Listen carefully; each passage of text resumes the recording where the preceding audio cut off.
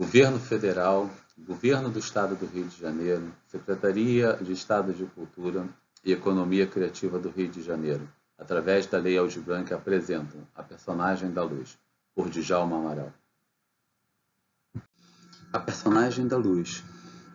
Luz como semiologia dos sentimentos humanos. Iluminar é revelar os sentidos humanos. Djalma Amaral. Módulo 2. O começo, da Idade Média ao Renascimento. Nós temos um período em que todos falam que a Idade Média é o período das trevas, né? E é muito louco, né? Porque o que acontecia naquela época é totalmente diferente. O período das trevas era o período justamente de você ocultar os sentimentos humanos, ocultar o riso, o que tem na poética de Aristóteles, né? Como o riso fosse uma coisa proibida, o prazer fosse uma coisa proibida. E tudo era voltado a Deus, tudo era o princípio de Deus, né? Que eu falei anteriormente, de que a luz é uma coisa divina, a luz vinha de fora para dentro. E isso tudo vem mudar com o decorrer do tempo, chegando no Renascimento. Eu trouxe alguns exemplos, alguns quadros, alguns exemplos de construções e questões artísticas, né, da Idade Média, para nós termos essa comparação até chegar nesse rompimento da pintura, que, por incrível que pareça, é um rompimento também social. A Idade Média. O homem medieval se vê ao contrário, ou pelo menos se representa na poesia e na pintura, em um ambiente luminosíssimo. O que chama a atenção nas miniaturas medievais é aquelas que talvez tenham sido realizadas em ambientes sombrios, mal iluminados por uma única janela, são plenas de luz, de uma luminosidade gerada pela combinação de cores puras sem esfumaturas. Umberto Eco. Umberto Eco é um estudioso, um dos mais brilhantes estudiosos, teóricos de arte que eu conheço. E a história da feiura é uma aula, um aprendizado. A gente vê nitidamente nessa gravura, nessa iluminura da Idade Média, as cores vivas, sabe? Os tons fortes, porém a gente observa que são formas chapadas. Nós temos um outro exemplo aqui de uma encadernação, do Evangelário, detalhe do século VII, do Monza, Deus como luz, sabe? A resposta que chega é que a simples beleza de uma cor é dada por uma forma que domina a obscuridade da matéria pela presença de uma luz incorpórea, que não é que razão e ideia. Daí a beleza do fogo, que brilha qual uma ideia. A gente vê nitidamente a necessidade de provocar o brilho, a cor, para poder, de uma certa forma, suprir a força, o brilho do sentimento, o brilho do homem, que de uma certa forma não, que diretamente foi aprisionado por um período que nós temos conhecido como a Idade Média. Uma cor luminosa, E o que diremos do raio solar tomando em si mesmo? A luz deriva do bem e é a imagem da bondade. Por isso, o bem é celebrado com o nome da luz, como arquétipo que se manifesta na imagem. Todo o período da Idade Média, tudo era voltado de uma certa forma voltado a Deus e voltado ao catolicismo. Então, tudo é pensado desta forma, Não tem como, E a gente observa claramente que este grande sol todo luminoso é sempre reluzente, segundo a sutilíssima ressonância do bem. Ilumina todas as coisas que estão em condições de participar dele e tem uma luz que se difunde sobre todas as coisas e estende sobre o mundo visível os esplendores dos seus raios para o alto e para baixo. E se alguma coisa dele não participa, tal não deve ser atribuído à sua obscuridade ou à inadequação da distribuição da sua luz, mas às próprias coisas que não tendem à participação da luz por causa de sua inaptidão a recebê-la. Na realidade, o raio atravessando muitas coisas que se encontram nessa situação ilumina aqueles que vêm depois e não há nenhuma das coisas visíveis que ele não alcance por causa da grandeza excedente de seu próprio esplendor. A luz divina é maior do que a luz do homem. Esse foi o período das trevas.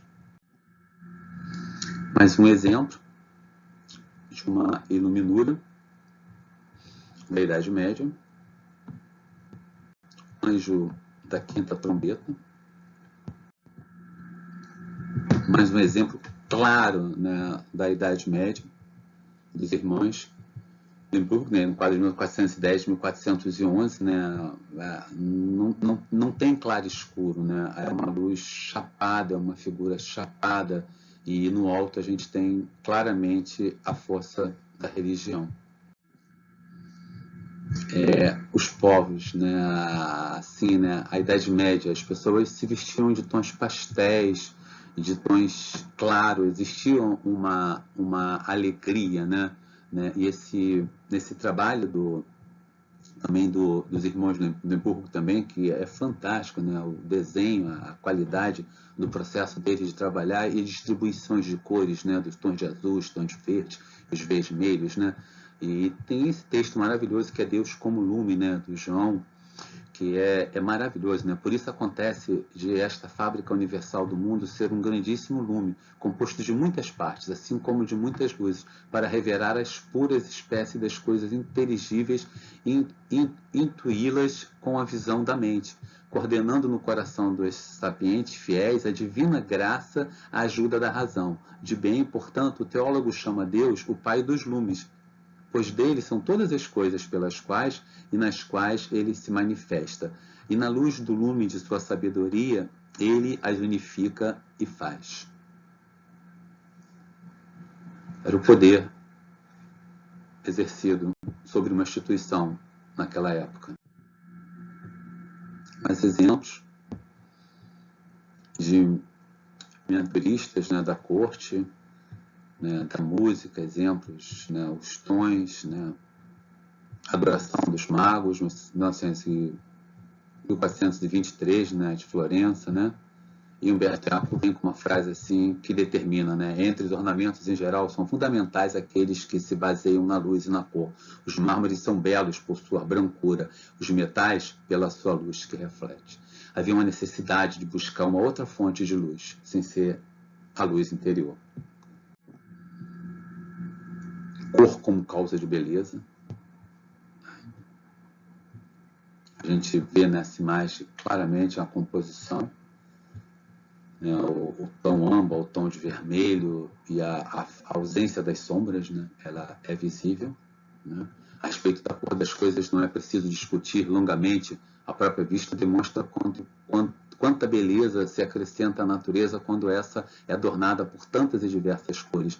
O que é mais belo que a luz, que mesmo não tendo cor em si, faz aparecerem as cores de todas as coisas, iluminando-as? O que é mais agradável à vista que o céu, quando está sereno e resplandece qual safira, e com a proporção tão agradável de seu esplendor atrai o olhar e a alegria à vista. O sol resplandece como ouro, a luz é pálida como âmbar, algumas estrelas brilham como chamas, outras palpitam de luz rósea, outras emitem de tanto em tanto um fulgor, ora róseo, ora verde, ora cândido.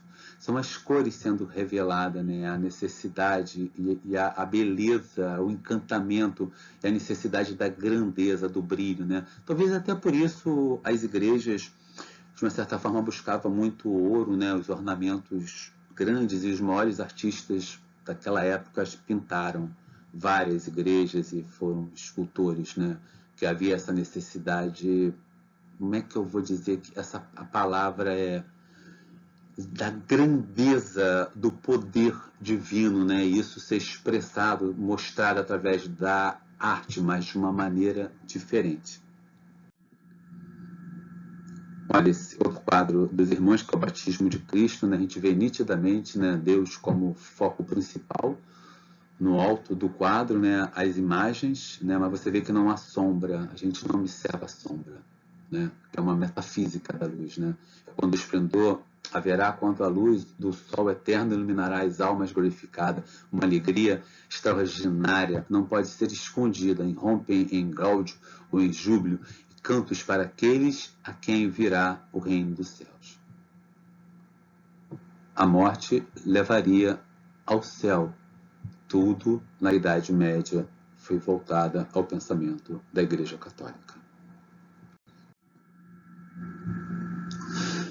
A partir daí a gente começa a mexer, porque a gente começa a mexer na busca do homem. O homem começa a se resgatar, a se descobrir, né? A consciência do claro-escuro da consciência tem uma tal presença, uma presença duradoura, que o ser espera que desperte um despertar de ser. Gastão Bachelard. Iluminar é sombrear, se chama Amaral. Eu tenho um conceito de que só existe luz aonde existe sombra. Se não existe sombra, não existe luz, existe claridade. Claridade só revela aquilo que quer ser mostrado e não o que quer ser sentido. Para mim, um dos maiores iluminadores de todos os tempos foi Michelangelo Merisi de Caravaggio, né? Conhecido como Caravaggio. É um trabalho que eu fiz sobre Caravaggio, um estudo, e Caravaggio era um homem da rua, um homem popular, né, que pegava pessoas do cotidiano e arrumava, e no estúdio enlouquecidamente ele saía pintando e usando fogo, usando a própria luz do sol, e sempre buscando um ponto único que vem mais ou menos em relação, vamos dizer, entre 11 horas da manhã, que, por exemplo, no teatro nós teríamos uma relação de 60 graus. Então ele tem uma luz que vem quase todo o tempo desses 60 graus, iluminando e deixando claro e escuro para o pensamento, né? O nome de sua aldeia natal era Caravaggio, por isso ele foi conhecido como Caravaggio, né? Foi sem dúvida o pintor mais revolucionário de todos os tempos, com seu temperamento inquieto, pintava diretamente na tela com uma velocidade incrível. Eu não vou me prender a uma obra específica dele, sim de seu olhar interminável dos conflitos humanos, pois o olhar luz de Caravaggio revela todos os sentimentos pelos quais e para os quais ele se manifesta em sua arte. Na luz de seu olhar, dores, angústias, tristezas, solidões se unificam e se fazem presente para muitos outros olhares. É que nós começamos a nos perceber representado naquela obra de arte. Através do quê?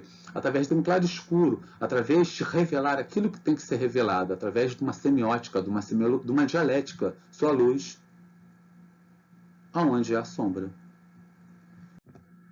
Caravaggio tem uma luz que se difunde sobre sua pintura, que vem de um único ponto, 60 graus, né? 11 horas da manhã ou 13 horas da tarde, como se fosse uma frente e uma contra-luz.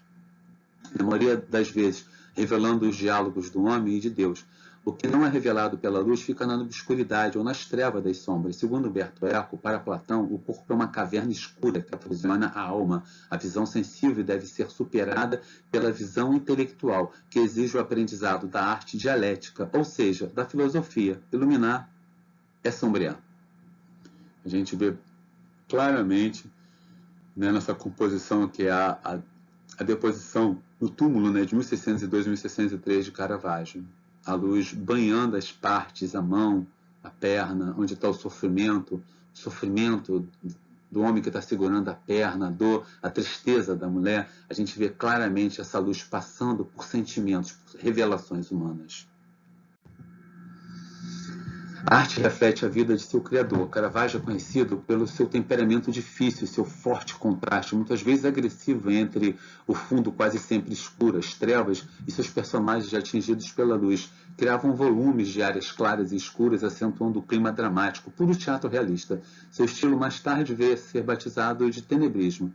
Caravaggio, com seu estilo revolucionário, explora com maestria de um grande pintor e iluminador o instante exato da ação dramática através da luz. Nossa Senhora dos Peregrinos, 1604, 1605. Parece que está vivo, né?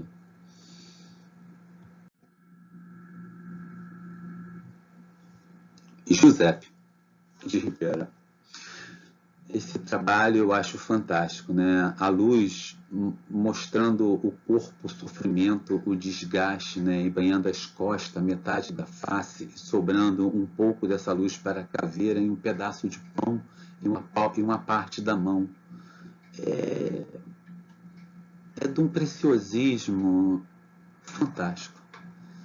Eu fico assim emocionado, né? Parece que a figura vai se mexer. É um ponto único de luz, se nós formos observar. Esse é um trabalho meu, feito em 2003, né? Caio Braga, Ana Beatriz Nogueira, Macário. Eu fiz todo esse trabalho em cima do processo de Caravaggio. Eu mapeei os quadros de Caravaggio e comecei a trabalhar o Macário. E depois dessa construção desses quadros, eu comecei a trabalhar toda a encenação fazendo fotografias, nitidamente brincando com a imagem de Caravaggio e de Gaston Bachelard.